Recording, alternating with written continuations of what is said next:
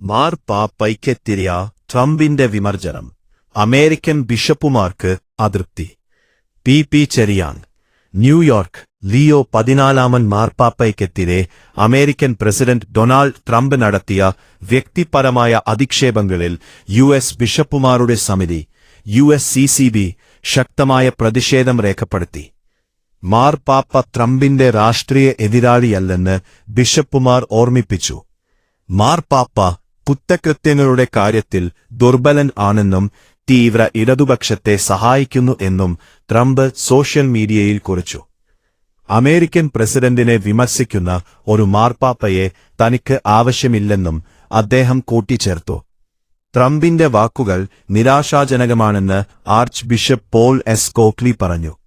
മാർപ്പാപ്പ ഒരു രാഷ്ട്രീയക്കാരനല്ലെന്നും ക്രിസ്തുവിന്റെ പ്രതിപുരുഷനാണെന്നും അദ്ദേഹം വിശദീകരിച്ചു. ഇതിനിടെ താൻ ക്രിസ്തുവിനെ പോലെ ചിത്രീകരിക്കുന്ന ഒരു ചിത്രം ട്രംപ് പങ്കുവച്ചത് വലിയ വിവാദമായി.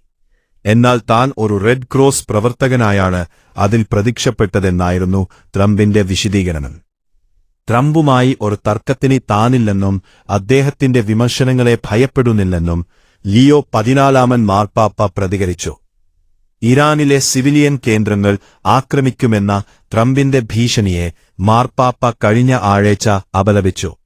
ഇതാണ് ട്രംപിന്റെ പ്രകോപിപ്പിച്ചത്. വത്തിക്കാനും വൈറ്റ് ഹൌസും തമ്മിലുള്ള ബന്ധം നിലവിൽ അങ്ങേയറ്റം വഷളായിരിക്കുകയാണ്.